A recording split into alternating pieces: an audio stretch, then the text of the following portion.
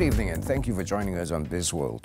Fiscal support from the sizable 400 billion ringgit 12th Malaysia plan is needed for relief to recover from the pandemic crisis. World Bank lead economist Apurva Sanghi said one way to fund this plan is to improve the tax collection framework. On the revenue side, Malaysia undercollects in personal income tax and corporate tax and consumption taxes. So improving the tax collection framework, revisiting the tax expenditure system and exploring other forms of taxation, including improving tax administration, would all help mobilize revenues and resources for this plan. And there are some savings on the spending side as well that can be made. And rationalizing expenditures where need be. The allocation under the current 5-year plan is 54% more than the 248 billion ringgit allocated under the 11th MP. He added that rationalizing expenditure and ensuring better quality of spending to reducing leakage will also help ease the tighter fiscal space. Meanwhile, World Bank has revised downwards Malaysia's GDP growth to 3.3% due to ongoing MCO's increased precautionary behaviour and subdued labour market conditions, which are expected to weigh down on private consumption.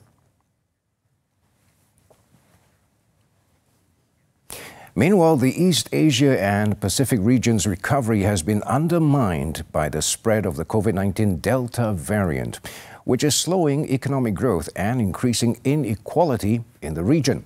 According to the World Bank's East Asia and Pacific Fall 2021 Economic Update, economic activity began to slow in the second quarter of 2021, and growth forecasts have been downgraded for most countries in the region. While China's economy is projected to expand by 8.5%, the rest of the region is forecast to grow at 2.5%, nearly 2 percentage points less than forecast in April 2021. The report estimates most countries in the region, including Indonesia and the Philippines, can vaccinate more than 60% of their populations by the first half of 2022. While that would not eliminate coronavirus infections, it would significantly reduce mortality, allowing a resumption of economic activity.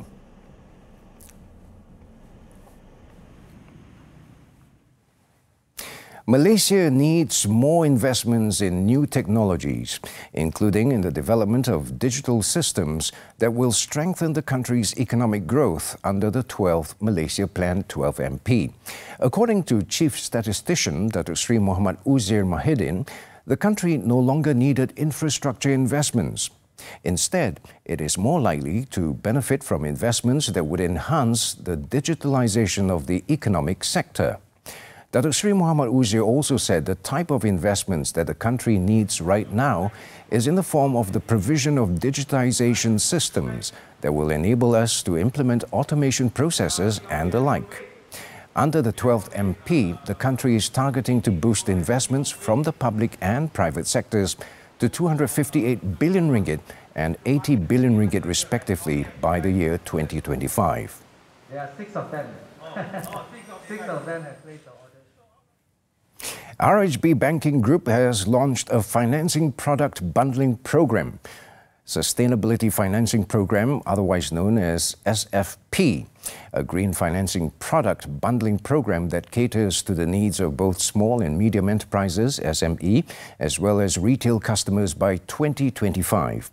The group also targets to grant a total of 1 billion ringgit in new financing via the RHB Sustainability Financing Program by 2025.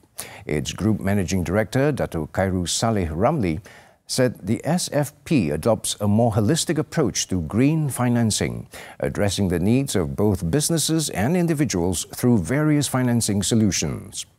SME customers can apply for financing facilities for renewable energy, construction, working capital, and capital expenditure, with financing amounting up to 10 million ringgit and tenures of up to 15 years with a high margin of financing and competitive rates.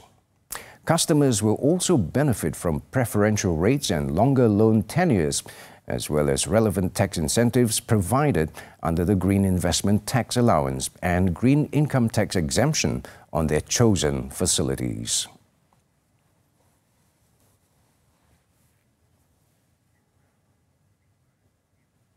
That's all the time we have for Bizworld. I'm Raymond. Thank you for watching and stay safe.